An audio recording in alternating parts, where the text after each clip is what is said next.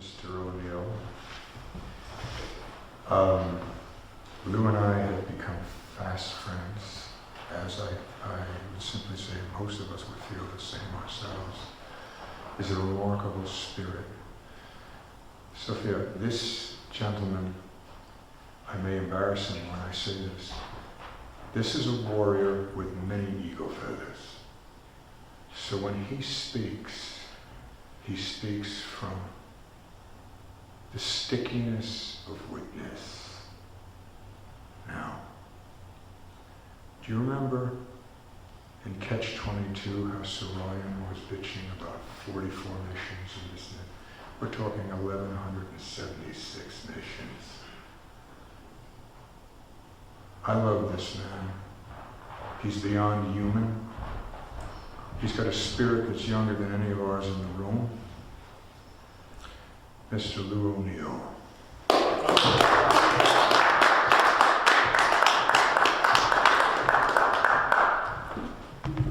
Thank you. Thank you, Hayden. Boy, this is embarrassing. I guess somebody had to follow Mary.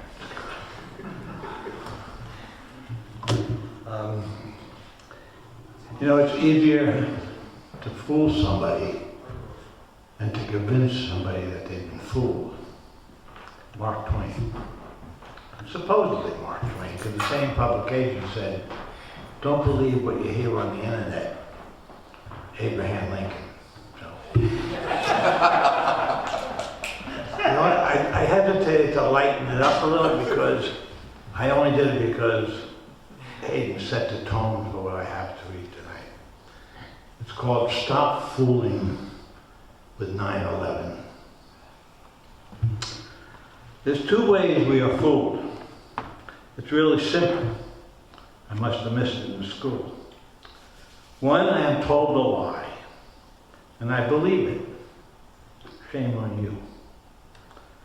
Or told the truth, and I don't believe it. Shame on me. That's two. I want to be calm, clear, and effective.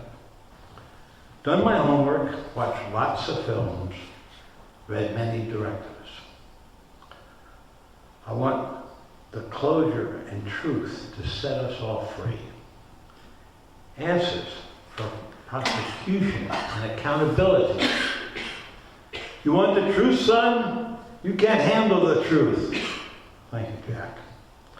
Well, I know I can, but I'm pretty old. But what about the youth? I've got kids with families, probably like you. So what are we to do? If they don't have answers, how do they pick leaders? They won't have a clue. They almost picked a Clinton. I understand it helped she wore a dress, but they hadn't heard of the Clinton body count or the rest of the mess. And look at who's president now. Is it even possible to understand? In this great country, are you kidding? In all the land, he's the best man? If the truth doesn't set us free, soon our freedom is doomed. Please stay open to these unbelievable propositions, I assume. We need to define the word conspiracy so you don't think I'm a quack. It is two or more parties agree to perform an unlawful or illegal act. So yes, I'm concerned about conspiracies. I want answers and facts. 9/11, 15 years later, how can this be? So many lies since the attack. If you are or were personally affected by this horrendous event, I want to be sensitive to your sorrow and pain. So I will proceed with caution and kindness. I'd like your consent because I think it's worth it. There's much to be gained. This is an extremely unsettling topic definitely challenging your mind. It will radically alter your view of the world. Don't worry, I'm still fine. Yet it can be a most liberating experience. There'll be accountability assigned. And the last, the obvious, it's seen for what it is. I'm part of the problem, I'll be the first to admit. As an experienced pilot, I've known all along, but haven't done shit. I joined the pilots for 9/11 Truth and learned right from the start.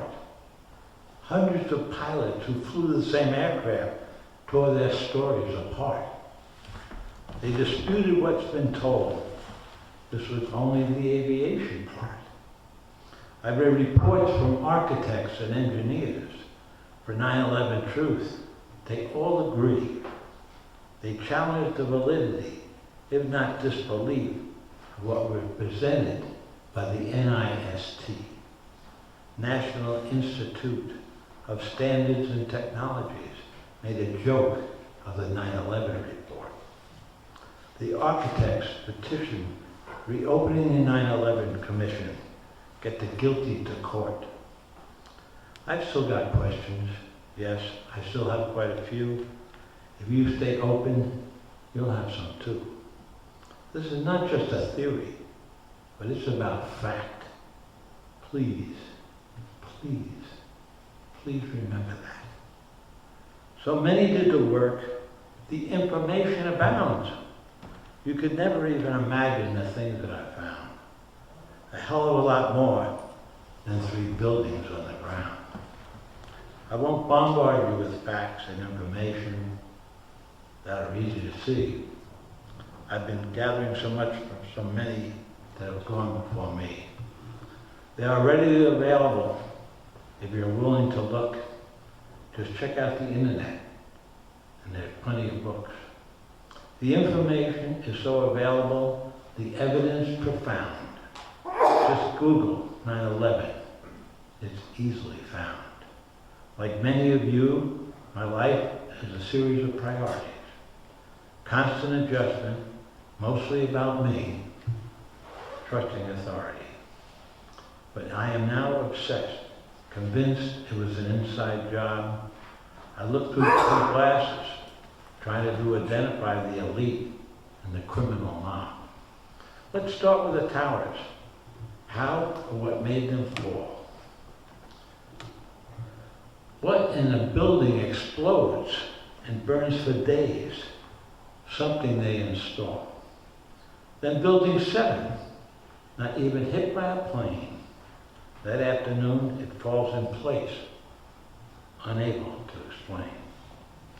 Only 3 buildings have collapsed by fire since records began, all on the same day and owned by the same man. The security company at the World Trade Center was none other Securicom, and on the board of directors was George W.'s brother. Then there's the Pentagon story. Sounds awful fictitious. FBI won't release the confiscated videotapes. Now that's suspicious. And a hole in the Pentagon is smaller than a plane, plus 2 two-ton engines can't be found. That's hard to explain. But a passport of a terrorist box cutter is suspiciously found among the debris. There it is, just lying on the ground. And the Pennsylvania crash volley is more of the same. An aircraft disaster. No aircraft parts or bodies. Now that's insane. We have the 3 top chicken hawks on video film and recorded on sound that on the president's order, they shot Flight 93 down. And the cell phone calls are way up in the sky. Well, back in that day, cell phones wouldn't work, not up that high.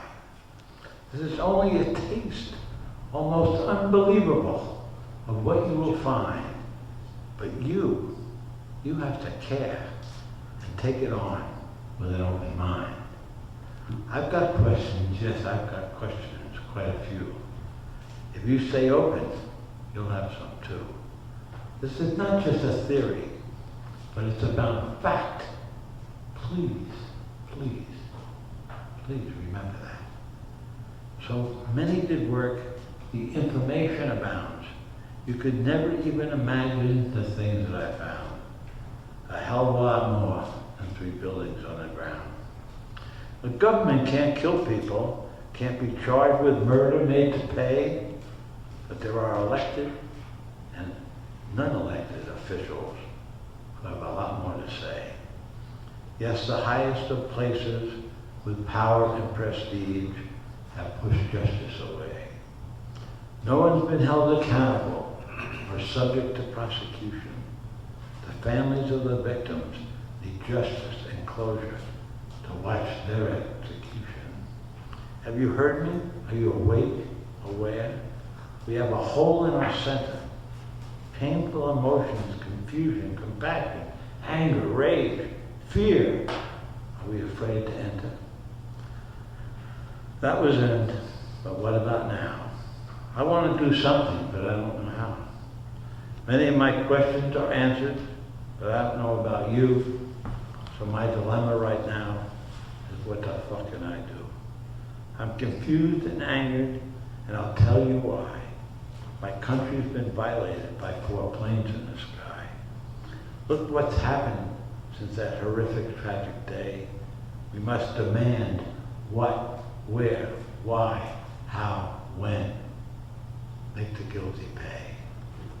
I now try to make others aware of what really happened that horrible day, even only just to wake up more people so they have a new worldview today. The media has failed us and will lull us to sleep, keep us entertained, rather than demand answers to what caused incomprehensible human pain. My fear is not so much that justice won't prevail, but we will wake up from apathy, become cynical, and democracy will fail. I am a skeptic, not a cynic. Look it up. My personal answer for me is so clear. I live by my psyche. It protects me from fear. It is what it is, so I respond, is that so? I know I am enough. This skeptic sees what is.